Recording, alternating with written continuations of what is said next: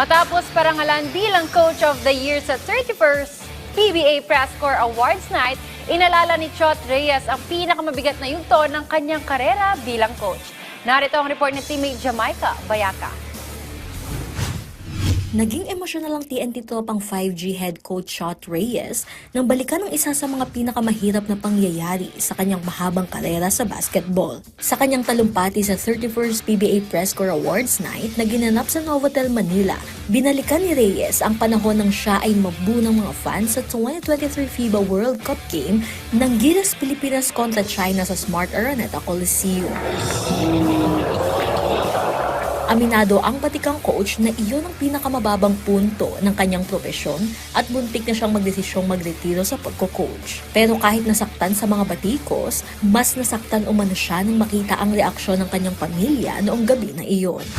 After the players were introduced, the coach was introduced, and I was roundly booed by my own home crowd. Deepest, darkest moment in my professional career. Never mind me, guess I'm used to it. But when I look behind me to where my family was seated, my wife and my daughter, they were in near tears. I thought at the time that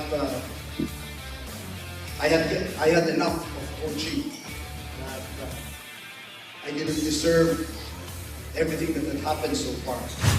Matapos bitawan ng Gilas Pilipinas, muling bumalik si Reyes sa PBA upang pamunuan ng TNT at muling nagtagumpay ng makuha ang 2 kampyonato at 3 finals appearances sa loob ng isang season. Ang tagumpay na ito ang naghatid sa kanya ng record-extending ika-7 Coach of the Year Award, ang pinakamarami sa kasaysayan ng PBA Press Corps. Para kay Reyes, ang bagong parangal na ito ay isang patunay ng pagbangon at pananatiling matibay sa kabila ng mga hamon. It's not about me, but it's about we. Because what the Coach of the Year award represents is not individual success, but really team success. I wouldn't be standing here if our team didn't do well. Success is never final, failure is never fatal. And I learned that at that fateful night in 2023 when I thought I was done coaching. Finally, I always tell my players, putting in the effort, doing extra sprints, running extra laps, being dedicated, being disciplined is hard. But so is losing. Being unprepared, failing, that's hard as well.